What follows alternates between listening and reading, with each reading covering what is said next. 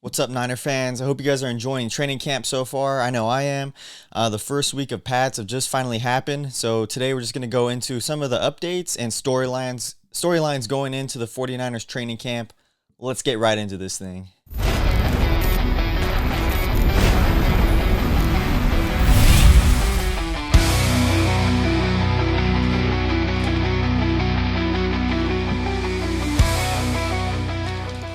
So the 49ers first round pick, Mykel Williams, is something I really want to talk about because there's been a lot of praise from him the past couple of days, coming from Robert Saleh and Trent Williams, and he's looking like the real deal so far, guys, in training camp.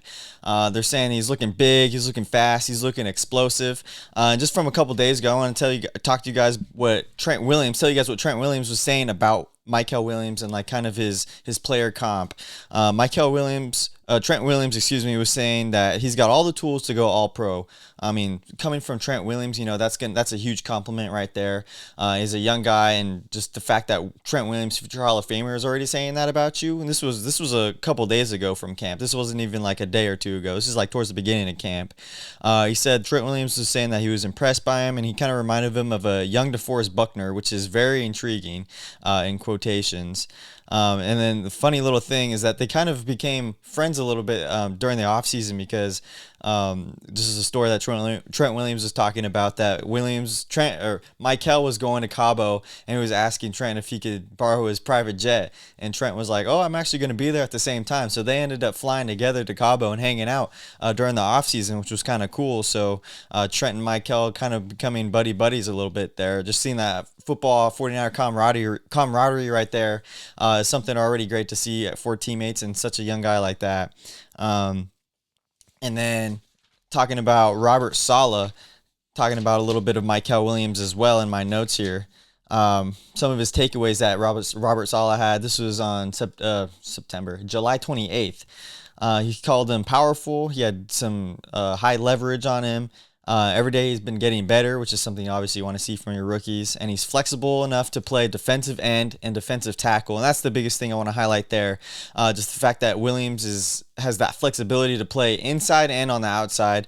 He's the defensive end for usual. That's his normal position. But the ability to play defensive tackle as well. And this guy, I mean, he's a massive dude, but Saleh kind of compared him to Arik Armstead, being able to do that as well, and just like the flexibility he had. So, I mean, I think NFL offenses might be in danger if we're able to shift Mykel Williams on the inside and on the outside, with Alfred Collins rotating in there, having Nick Bosa on the edge at the same time, Bryce Huff in there.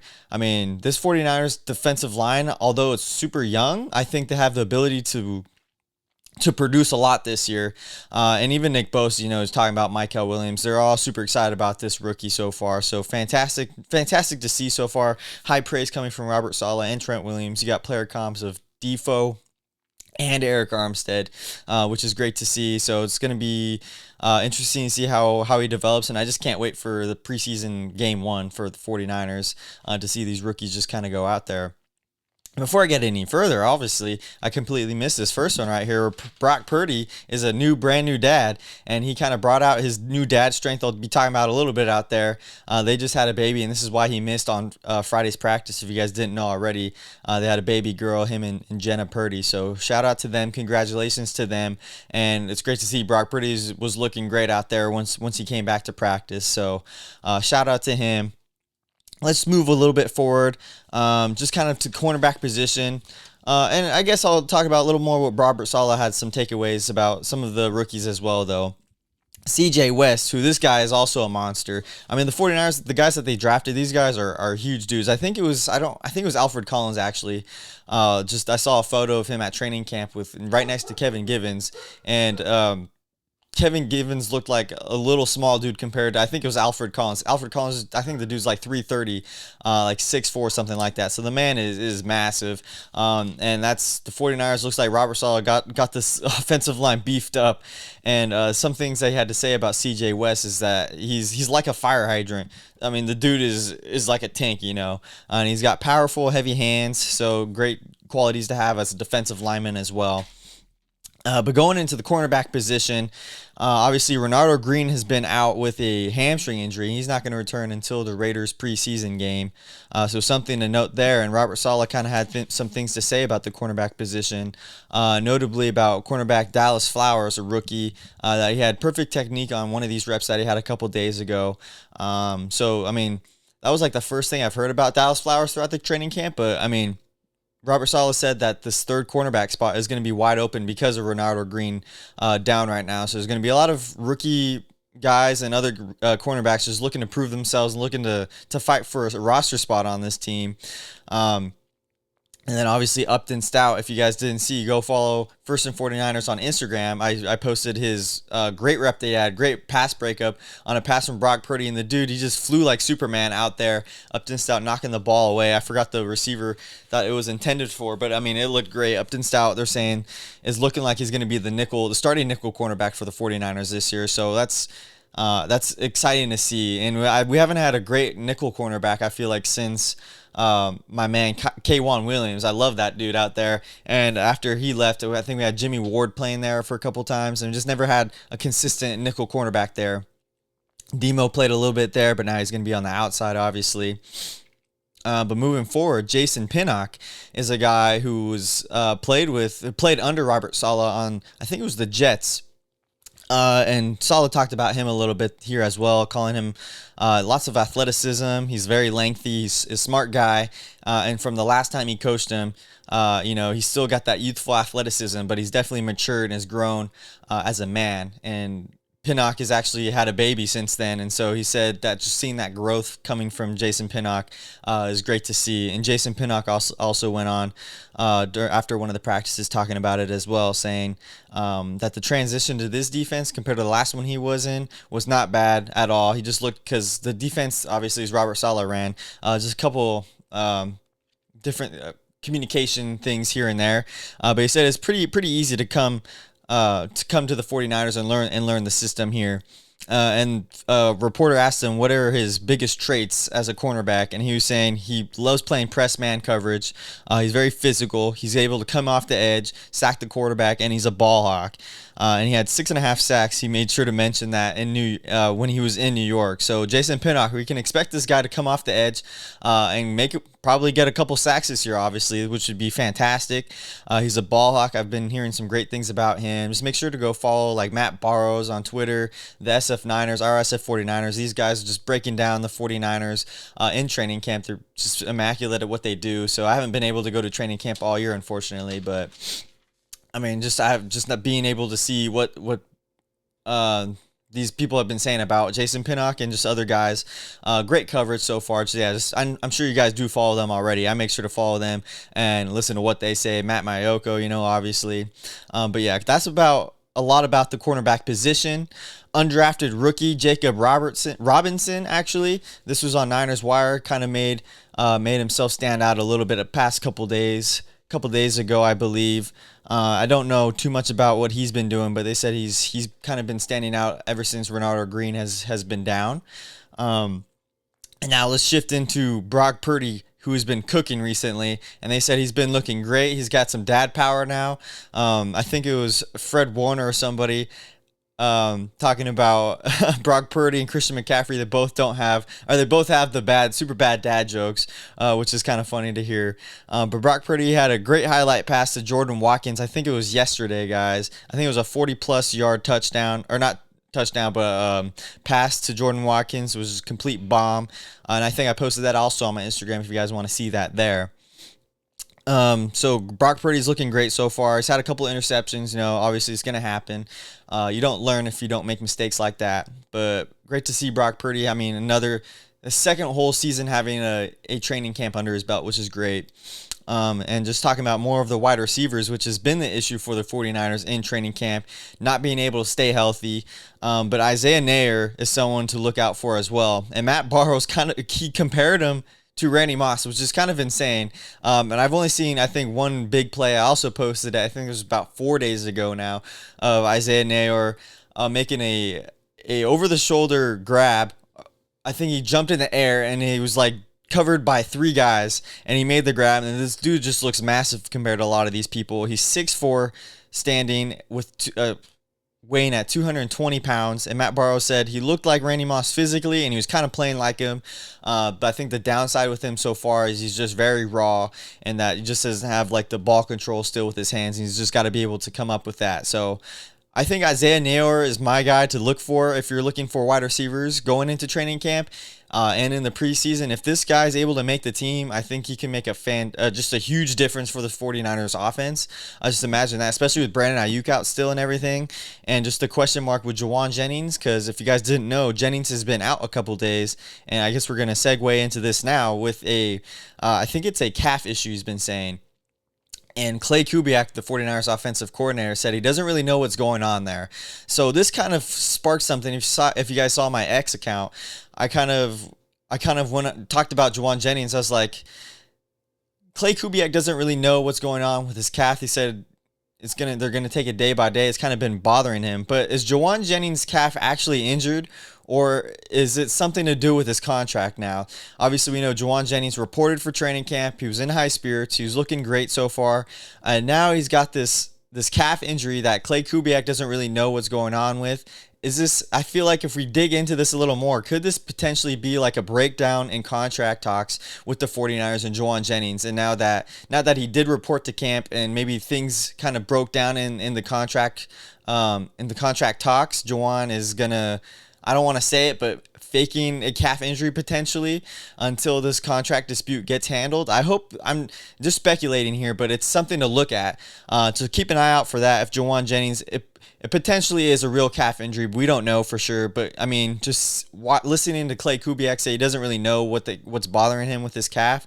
Something to look out for. Jauan Jennings, if this contract is going to get done soon, and if this calf injury is related to this contract dispute, guys. So be on the lookout for that.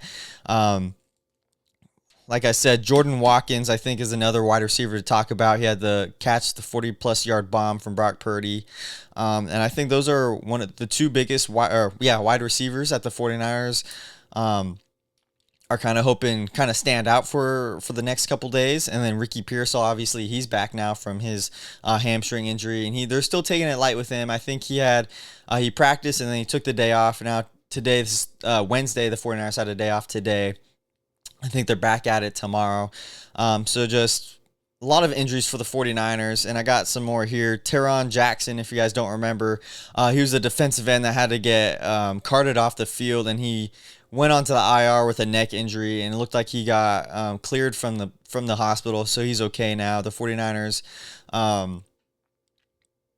they signed another defensive end, from a Memphis team from the UFL, and I posted that update a couple days ago, and I could probably do a video on him talking about what he's done in his career so far. But if we're moving forward, this is one of the biggest stories I want to talk about. It's the kicking situation. So what's going on with Jake Moody versus Greg Joseph? Well, there wasn't a lot of news, I think, yesterday, but I think it was a couple days ago, the 49ers, I think it was it was the special teams coordinator, Brant Boyer, was talking about the situation, and they said they both missed a couple field goals.